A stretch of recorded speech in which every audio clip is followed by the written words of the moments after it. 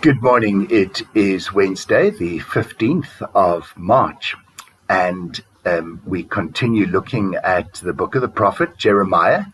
Jeremiah today, chapter 8, verses 18 through all the way to chapter 9, verse 6. And while I was reading this, it made me remember an incident, and I don't have all the details, so I'm kind of making it a little poetic, but studying at a tertiary education, working really hard, sort of sun up to sunset, and the amount of work was phenomenal. And all of us were struggling to complete.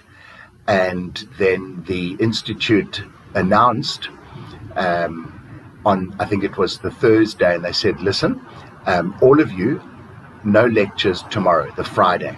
So you have a whole day free. The purpose of that free day is that you can then stay at home in your rooms, wherever, and you can catch up on all of the outstanding work and sort out all your papers and the filing, etc.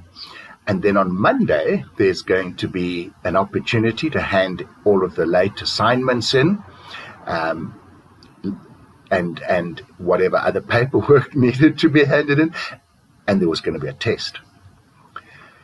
And I think human nature was such that for many folk, they just saw and heard the words, no lectures, Friday.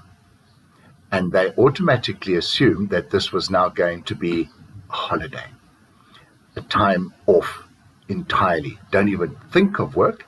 Don't pick up a pen. Don't open your book. And the default behavior for many was it's a Friday, and then Saturday and Sunday also are free. And so it's a long weekend. And did the parties begin on a Thursday night. And then come Monday morning, the assignments were still incomplete. All of the paperwork and the filing still not done. And horrors upon horrors, a test. And they did rather badly. And whilst that's such a simple example, I think it nevertheless does speak to our human nature. And I share this because this is partly what Jeremiah the prophet is extolling to the people, the word of God. God has offered to bless us, to call his people in the olden days, or the Old Testament, that was seen as the people of Israel. And in the New Testament, it's seen as the Christian church. Big debate is, does Israel still feature? I would like to think they do.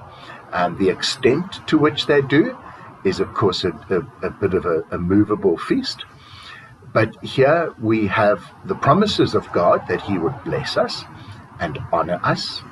He would call us by name, and we would have this blessing from God.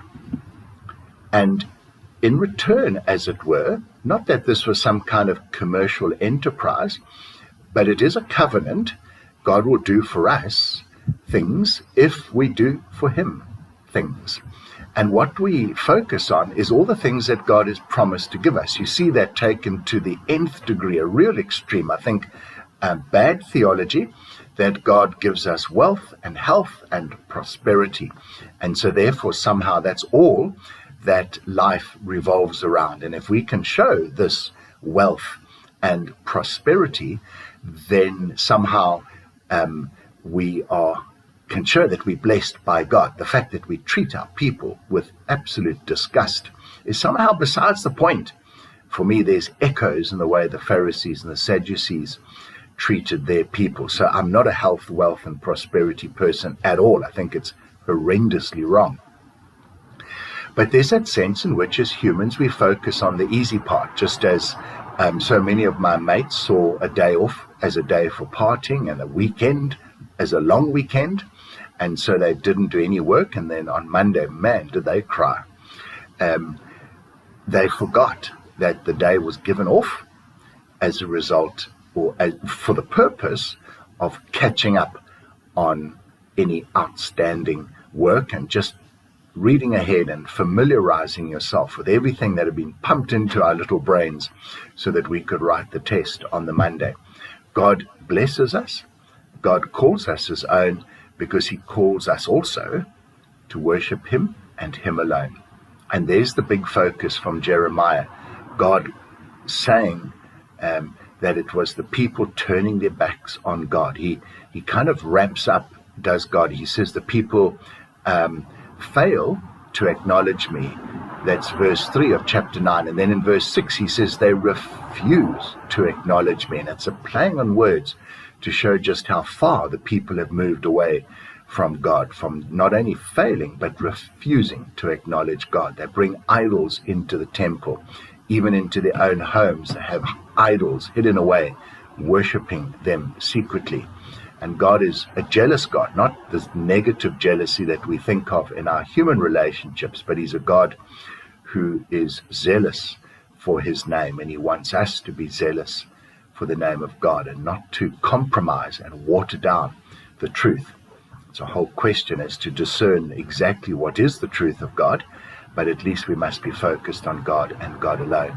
The people of Israel in the time of Jeremiah, which were technically the people of Judah and Benjamin in the southern kingdom of Judah, had gotten it wrong, just as the northern kingdom, the 10 tribes, had got it wrong and had been destroyed. Where do you and I stand? Do we have idols? Do we worship other things, our health and our wealth and our prosperity, our motor cars, our freedom, the opportunity to go on a holiday? Or do we worship God? God doesn't stop us from going on holiday. God doesn't stop us from enjoying wealth. But there's a balance in all of this. Have we got that balance right? Folks, something to think about. I think it's a very serious question. I would encourage you to take it seriously as well. God bless, and we'll chat again tomorrow. Bye-bye.